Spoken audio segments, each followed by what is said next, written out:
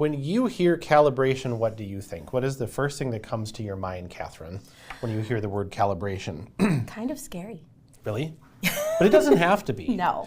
I mean, really, when you start to think about it, calibration, that can be a scary word. Think of it, color management, print management, whatever you want it to be, but just don't let it be scary. No, it's really not. Yeah, and we're approaching this from, if somebody is unboxing something and it maybe doesn't match what the expectation was from the screen, but, you could be dialed in. Yeah. And you could be all set up, and it's never a bad thing to just kind of do maintenance. So just so from a completely personal perspective, our staff photographer here, who happens to be in the room right now, he color calibrates the systems every 2 weeks.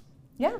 So if you are not falling within that category, which, let's be honest, most people calibrate, once a year, maybe 2 years, decade, whatever that number may be, and it needs to be more frequent to be able to keep you a little bit more consistent. So let's talk a little bit about some simple tricks here and things like that. Yeah. So do you want to take over for a second? Sure thing. Okay. So in Photoshop, let's just say you're having some issues with things maybe looking a little dark and you're not really sure, where do I find this information? Let's go to Photoshop here and I'll show you a quick trick here. All right, so in Photoshop here, when you go to levels, you're gonna see your histogram. So this little hump is telling you how high those shadows are. And if you take that mid-tone bar and you just start playing with it going to the left or right, you're gonna see drastic changes, right? So it was right in the middle here. Maybe we need to lighten up those shadows a little bit. If you really want more of that detail to show through, all you have to do is kind of play around, take those midtones and boost them up a little bit. Give yourself a little bit of extra. So it's that easy. Just go into levels, find that histogram, and watch for those, like the big hump here is how deep in those shadows are.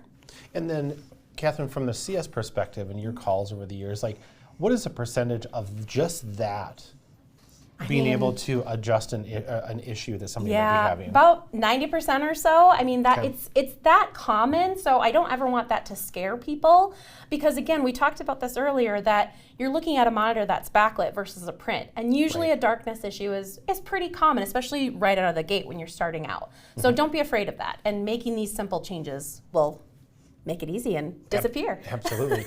All right, so that was a great tip. So let's look at an actual comparison in print and on the screen here. So we'll go one at a time, and then you'll be able to see it side by side. So I'm going to hold up the original file in the print and make sure that we don't have too much glare on there. Okay. So you can see really a lot of those details are not there in the trees and in those shadows areas. Yep.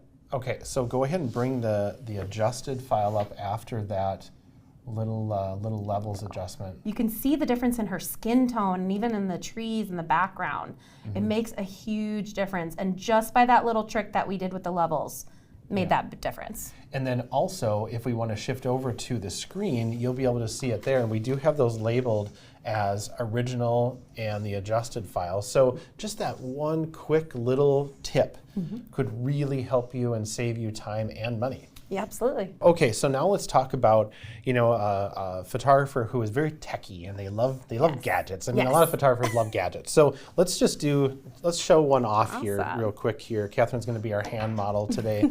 So the way that we see this, if you want to have a calibration device, it is an investment in your business. Absolutely. It's not that you're just spending money frivolously, because I know no photographer's ever done that. Never, ever. But it is an investment. Absolutely. Now, these can go anywhere from, say, $150 to a couple thousand, depending on what level that you want to have and what quality you want to have.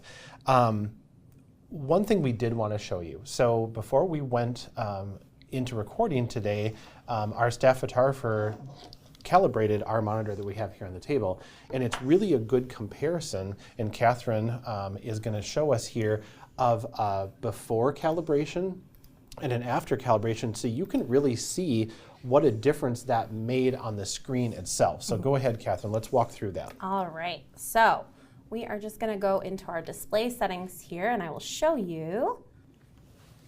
So before calibration, yikes. Yikes is right. And now we will go to after.